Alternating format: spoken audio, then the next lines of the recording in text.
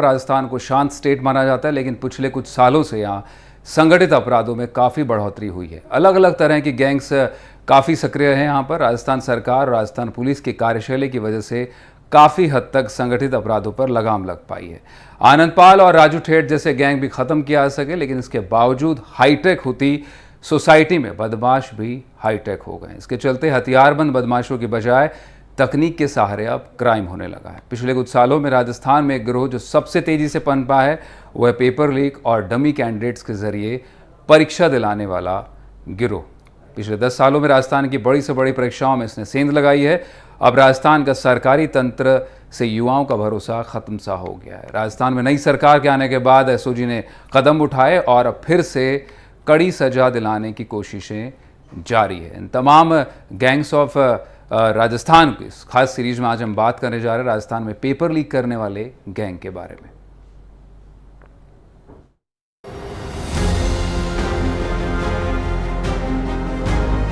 भाजपा आएगी, राजस्थान में paper mafia को मिटाएगी।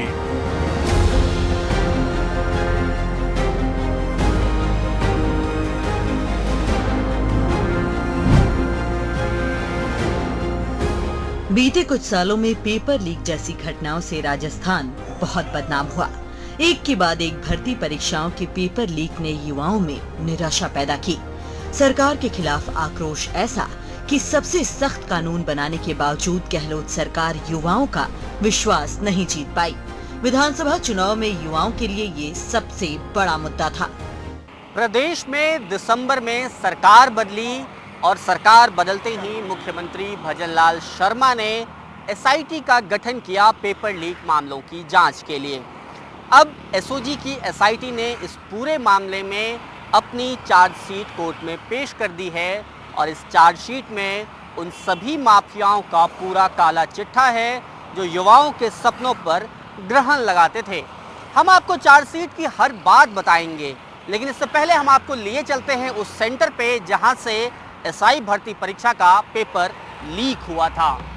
प्रदेश में सरकार बदली, सरकार ने एसआईटी का गठन किया। अब एसआईटी ने एसआई भर्ती परीक्षा पेपर लीक मामले में अपनी चार्जशीट पेश की है। इस चार्जशीट में युवाओं के सपनों पर ग्रहण लगाने वाले माफियाओं का काला चिट्ठा है। हम आपको हर बात बताएंगे, लेकिन उससे पहले जान लीजिए कि एसआई भर्ती परीक्षा का पेपर लीक कैसे हुआ। राजस्थान लोक सेवा आयोग ने 3 फरवरी 2021 को उप निरीक्षक के 859 पदों की वैकेंसी निकाली। इसके लिए 13, 14 और 15 सितंबर को प्रदेश के अलग अलग परीक्षा केंद्रों पर परीक्षाएं होनी थी और उन्हीं में से एक स्कूल यह है रविंद्र बाल भारती स्कूल। और इस स्कूल के बारे में ही बताया गया है। जो एसओजी है उसने अपनी चार्जशीट में इस बात का जिक्र किया है कि इसी स्कूल से पर्चा लीक हुआ। इस स्कूल के केंद्राधीक्षक यानी कि सेंटर सुपरिटेंडेंट राजेश खांडेलवाल के साथ मिलकर के जगदीश बिश्नोई, पंकज भांभू, शिवरतन मोट, राजेंद्र यादव, हर्षवर्धन मीणा और जो अन्य आरोपी हैं उन्होंने मिलकर पेपर लीक की साजिश रची। यहाँ पर सेंटर था, बड़ी संख्या में विद्यार्थी आने थे। जो विद्यार्थी यहाँ पर आकर के एसआई भर्ती परीक्षा देते, उससे पहले यहाँ पर प्रश्न पत्र आता, स्ट्रांग रूम में रखा जाता है और उसी स्ट्रांग रूम से 14 तारीख को पहला पेपर लीक होता है। पंकज भांभू जो इस पूरे मामले में एक आरोपी है, उस पर यह आरोप है कि क्वेश्चन पेपर आने से पहले वह स्ट्रांग रूम में यानी आचार्य का जो कक्ष है उसके अंदर बनी एक कोठरी में जाकर छिप जाता है। क्वेश्चन पेपर आता है, ऑब्जर्वर आते हैं, क्योंकि वो कोठरी में छिपा रहता है इसलिए ऑब्जर्वर उसे देख नहीं पाते हैं। जब ऑब्जर्वर निकल जाते हैं, बाहर से कमरा बंद होता है, वह निकलता है, शातिराना ढंग से सील खोल करके क्वेश्चन पेपर की तस्वीर लेकर के जगदीश बिश्नोई को व्हाट्सएप पर भेज देता है और वहीं से वह पेपर अलग अलग साइट हैंडलर्स के जरिए उन कैंडिडेट को पढ़ाया जाता है जिनसे इन माफियाओं ने लाखों वसूले थे। राजस्थान लोक सेवा आयोग ने 3 फरवरी 2021 को एसआई के 859 पदों के लिए वैकेंसी निकाली थी।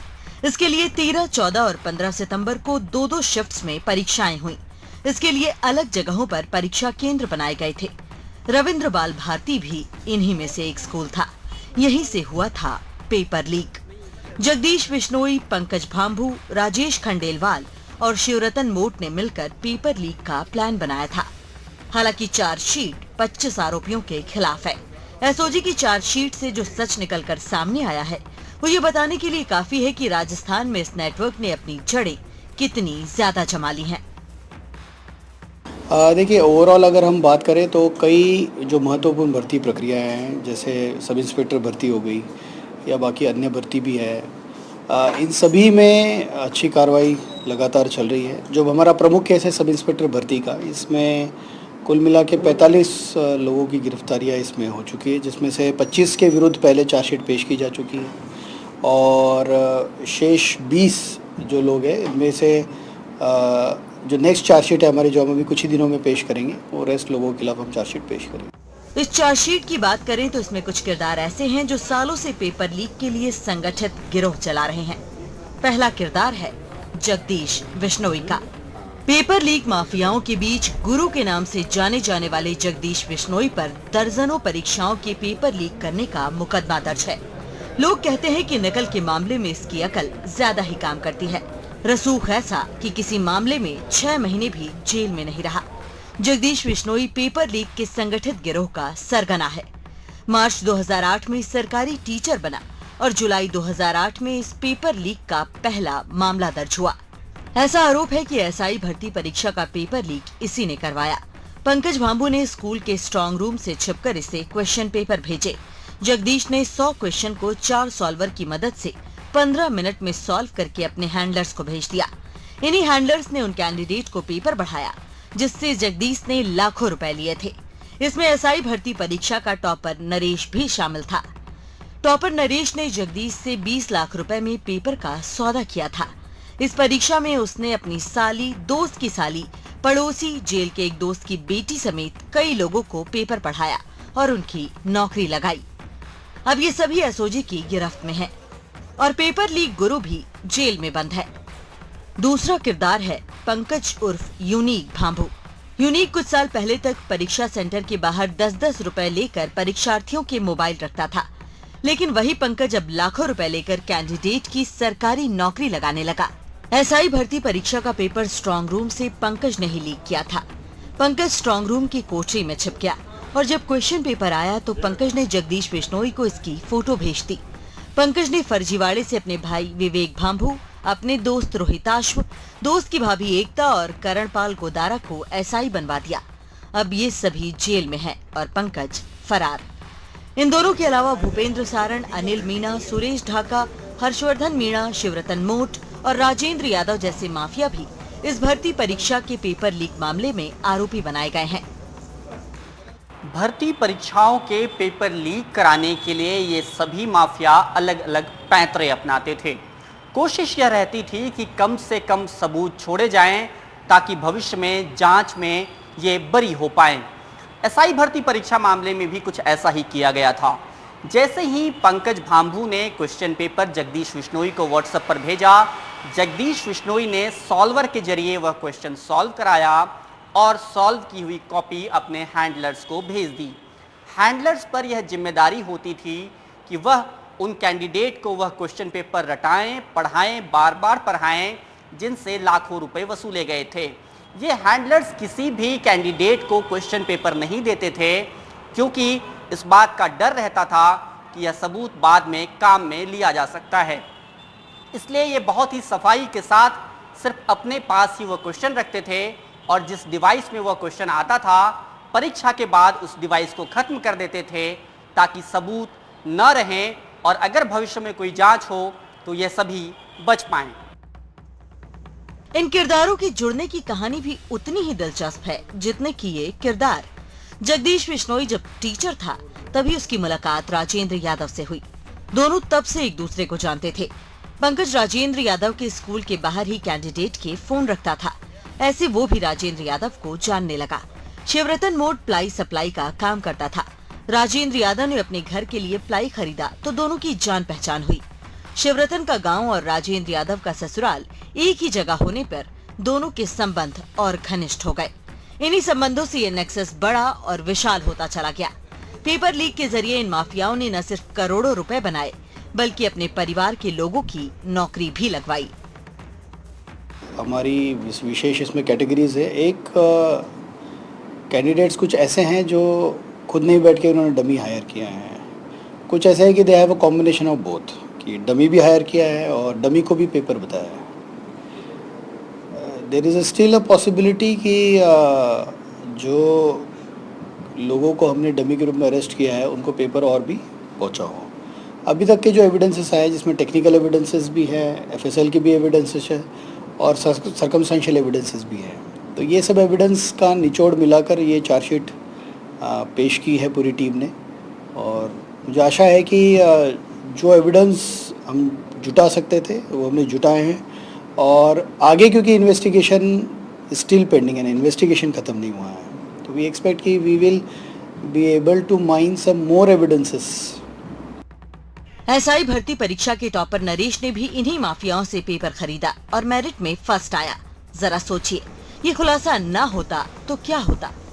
ऐसा नहीं है कि ये माफिया पहली बार जद में आए हैं, इन सभी पर कई मुकदमे पहले से ही दर्ज हैं।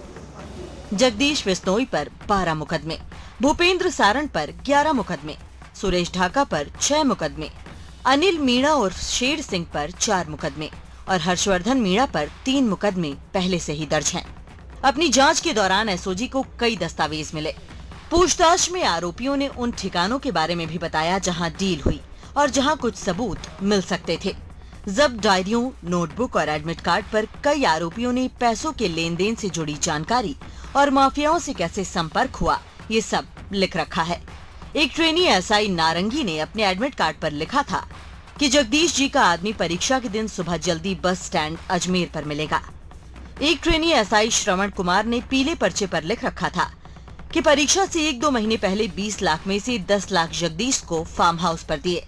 प्रेम सुखी से बरामद एडमिट कार्ड पर लिखा था कि जगदीश गुरु के आदमी को 2 लाख रुपए परीक्षा के पहले और 5 लाख परीक्षा के बाद दिए। आरोपियों ने ऐसे लेन देन की जानकारी एडमिट कार्ड या पर्ची पर क्यों लिखी होगी, ये तो वही जानते हैं।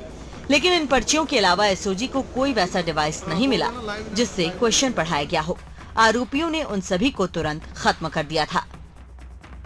एसआई भर्ती परीक्षा पेपर लीक मामले में एसओजी ने 45 लोगों को आरोपी बनाया है। इन 45 में से 20 के खिलाफ जांच अभी जारी है और 25 के खिलाफ 2369 पन्नों की चार्जशीट कोर्ट में पेश कर दी गई है। इस चार्जशीट में यह बताने का प्रयास किया गया है कि किस प्रकार से इन सभी आरोपियों ने मिलकर युवाओं के सपनों पर ग्रहण लगाने का प्रयास किया। अब देखना यह है कि कोर्ट में जब यह ट्रायल आगे बढ़ता है तो एसओजी किस तरह से इस पूरे केस की पैरवी कर पाती है और कौन से ऐसे सबूत पेश करती है जिसके जरिए इन आरोपियों पर दोष सिद्ध हो पाए। युवा भी इस बात को लेकर के सशंकित है कि क्या एसओजी इस पूरे मामले में आरोपियों पर दोष साबित कर पाएगी या फिर पूरा मामला ढाक के 3 पात की तरह ही रह जाएगा। ये तो थी सिर्फ एसआई भर्ती परीक्षा की बात, लेकिन ये तो सिर्फ एक मामला है। राजस्थान में 2014 के बाद से पेपर लीक से संबंधित 33 मामले दर्ज हुए हैं। इनमें करीब 650 लोगों की गिरफ्तारी भी हो चुकी है। लेकिन इन 650 लोगों में कुछ लोग ऐसे थे जिन्होंने पेपर लीक को ही अपना पेशा बना डाला। सुरेश ढाका, हर्षवर्धन मीणा, अनिल उर्फ शेर सिंह, इन माफियाओं के राजनीतिक रसूख पर भी गाहे बगाहे बात होती रही। आरोप प्रत्यारोप भी लगे। इन सब के बीच युवाओं ने पारदर्शी भर्तियों की उम्मीद छोड़ दी। उनका विश्वास खत्म हो गया। निराशा और नाउम्मीदी ने युवाओं को घेर लिया। एसओजी जो भी कार्रवाई कर रही है, जिस प्रकार का फीडबैक हमें हमारी व्हाट्सएप हेल्पलाइन पर और बाकी पत्रों द्वारा प्राप्त हो रहा है, मेल्स द्वारा प्राप्त हो रहा है, मैं ये समझता हूँ कि एसओजी की जो कार्रवाई है, इससे जो युवा मेहनत कश है, जो मेहनत करके पढ़ाई करके परीक्षा दे रहे हैं, उनमें एक आस जगी है कि सिस्टम ठीक होगा और हम वापस से अगर पढ़ाई से जुड़ेंगे तो हम मेहनत करके सिस्टम में आ जाएंगे।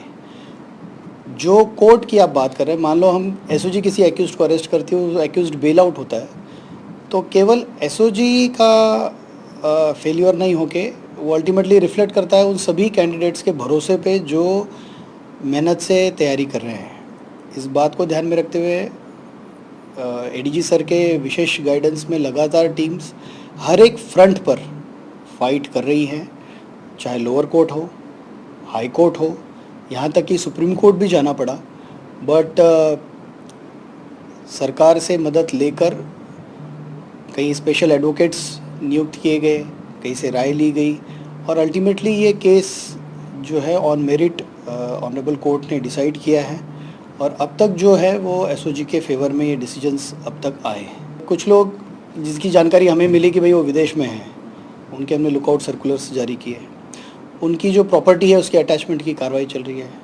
वी हैव ऑल्सो रिक्वेस्टेड कि ईडी, जहाँ पे हमें ऐसा लगा कि भाई ये प्रोसीड्स ऑफ क्राइम है और देयर इज़ अ पॉसिबिलिटी कि इसमें मनी लॉन्ड्रिंग भी है, तो ऐसे लोगों की सूची हमने ईडी को भी दी। ईडी भी अपना पैरेलली काम कर रही है। तो मैं समझता हूँ कि हर एक एज अ स्टेट जितने भी ये पेपर माफिया है, as a state as a agency इनके पीछे लगा हुआ है और हर तरीके से इनके खिलाफ जो भी संभव कार्रवाई है वो कर रहा है और करने के लिए आगे तत्पर भी। हालांकि वो मानते हैं कि कानून से ज्यादा कारगर इच्छा शक्ति होती है। पिछली सरकार पेपर लीक माफियाओं पर उतनी कड़ाई से एक्शन नहीं ले पाई। एसओजी की इन कार्रवाइयों से युवाओं के मन में आस जगी है। उन्हें लगता है कि ऐसी कार्रवाई से एक संदेश जाता है, न सिर्फ माफियाओं में बल्कि उन लोगों में भी जो कभी गलत तरीके से परीक्षा पास करने के बारे में सोचते हैं।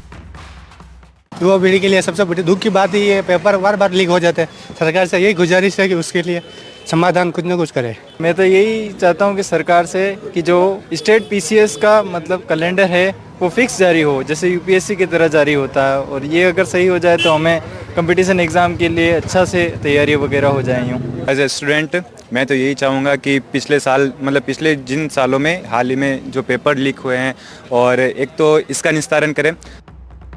युवाओं की ये सपने एसओजी के कंधों पर बड़ी जिम्मेदारी है। कई लोग मानते हैं कि इस पूरे मामले में आरोपियों को दोषी साबित करना एसओजी के लिए इतना आसान नहीं है, लेकिन एसओजी के एडीजी वीके सिंह आश्वस्त हैं। उन्हें भरोसा है कि वे आरोपियों को जेल की सलाखों के पीछे भेज कर रहेंगे।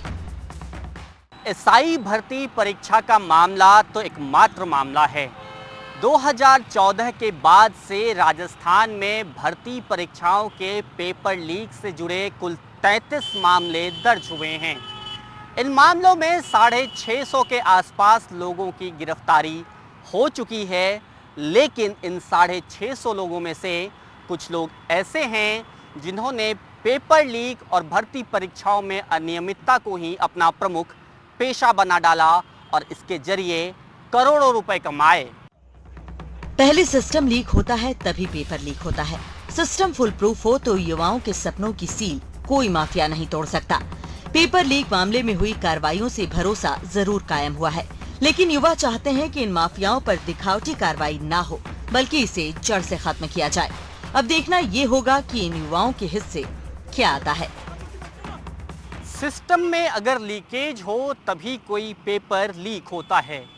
सिस्टम अगर फुल प्रूफ हो तो किसी माफिया की मजाल नहीं कि वह युवाओं के सपनों की सील तोड़ सके। हाल के दिनों में हुई कार्रवाइयों से युवाओं में भरोसा जरूर कायम हुआ है, लेकिन वह यह भी चाहते हैं कि ये कार्रवाई सिर्फ दिखावटी नहीं हो बल्कि माफियाओं को जड़ से समाप्त किया जा सके। अब देखना है कि इन युवाओं के हिस्से क्या आता है, आस पूरी होने की खुशी या नाउमीदी का एक और दंश। इसमें कोई दो राय नहीं कि पेपर लीक के मुद्दे पर पिछली गहलोत सरकार के दौरान पुलिस और एसओजी की कार्यशैली पर सवाल उठे थे। सभी बड़ी परीक्षाओं के पेपर लीक हुए, आरोपी पकड़े गए, सख्त कानून बना है, लेकिन जिस तरह से काम होना चाहिए था उस तरह की कार्यशैली नहीं दिखाई दी। यही वजह है कि इस बार विधानसभा चुनाव में पेपर लीक बड़ा चुनावी मुद्दा बना और कांग्रेस को हार का सामना करना पड़ा। युवाओं से वादा कर भाजपा जब सत्ता में आई तब एसओजी एक अलग ही रूप में दिखाई दी। उसे सरकार का फ्री हैंड मिला। एसओजी की कमान एडीजे वीके सिंह को सौंपी गई और नए सिरे से एसओजी ने पेपर लीक के माफियाओं के खिलाफ एक्शन लेने की कवायद शुरू की। गिरोह से जुड़े बड़े बदमाशों को बेनकाब किया गया। सरकारी नौकरी फर्जी तरीके से हासिल करने वाले युवाओं को न केवल पकड़ा बल्कि कोर्ट ट्रायल में भी अब पूरी ताकत से उन्हें सजा दिलाने में जुटी हुई है। पेपर लीक जैसी घटनाओं से हताश हो चुके युवाओं का विश्वास जीतने के लिए तत्कालीन गहलोत सरकार विधानसभा में एक विधेयक लेकर आई।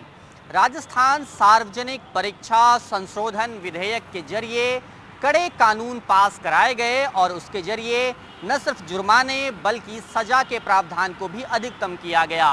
राजस्थान में अब पेपर लीक का दोष सिद्धि के बाद 10 लाख न्यूनतम और 10 करोड़ अधिकतम जुर्माने का प्रावधान है। साथ ही साथ सजा का प्रावधान भी आजीवन कारावास तक का किया गया है। इसके जरिए यह प्रयास किया गया कि राजस्थान में पेपर लीक माफियाओं को संदेश दिया जाए और यह घटनाएं रुके। हालांकि इन कानूनों से भी युवाओं का विश्वास जीतने में अशोक गहलोत की सरकार नाकाम रही और उन्हें इसका फल नहीं मिल पाया। एनडीटीवी से खास बातचीत में एसओजी के चीफ वीके सिंह ने बताया कि पेपर लीक के खिलाफ हमारा अभियान अब नेक्स्ट लेवल पर चलाया जाएगा। राजस्थान में डमी गिरोह को हमने खत्म कर दिया है। जो बड़े बदमाश फरार हैं उनके खिलाफ सर्च ऑपरेशन जारी है और इनाम भी घोषित कर दिया गया है। जल्द ही ऐसा अभियान शुरू होने वाला है जिससे राजस्थान में जो बड़ी मछलियां हैं वो जल्द ही सलाखों के पीछे होंगी। कोचिंग सेंटर के जरिए भी ये खेल खेला जा रहा है, उनके खिलाफ भी एक्शन होगा। जनता से भी लगातार सुझाव मिल रहे हैं। एसओजी ने एक नया फीडबैक सिस्टम तैयार किया है जिसके जरिए गुमनाम तरीके से पेपर लीक डमी कैंडिडेट और इस रैकेट से जुड़ी कोई भी जानकारी एसओजी को दी जा सकती है। इस नए फीडबैक से काफी मदद मिलेगी। साथ ही एडीजी वीके सिंह ने बताया कि भजन लाल सरकार पेपर लीक को लेकर बहुत संवेदनशील है। एसओजी के सामने जो भी परेशानियां आई हैं, उन्हें सरकार ने दूर किया है। जल्द ही राजस्थान को paper leak gang free state बनाया जाएगा। एसओजी के जो हेड हैं एडीजी वीके सिंह साहब हमारे साथ हैं। सर, क्या ये माना जाए कि आने वाली जो परीक्षाएं हैं उनके लिए एक तरीके से सिक्योर है, क्योंकि कई गिरोह अभी भी हैं राजस्थान में, चीटर गैंग के रूप में अगर उन्हें कहें तो एक्टिव हैं, स्लीपर सेल उनके एक्टिव हैं, उनके कई सारे गुर्गे अभी भी काम कर रहे हैं। क्या ये भरोसा आश्वस्त आप दे सकते हैं कि वो गिरोह अब काम नहीं करेगा? जो व्यवस्था में सुधार जो अपना कर्मचारी चयन बोर्ड है या आरपीएससी ने किया है वो अत्यंत ही प्रशंसनीय है। साथ में एसओजी और पूरा पुलिस का जो बंदोबस्त परीक्षा के दौरान हो रहा है वो भी काफ़ी रेस्पॉन्सिव है, अलर्ट है।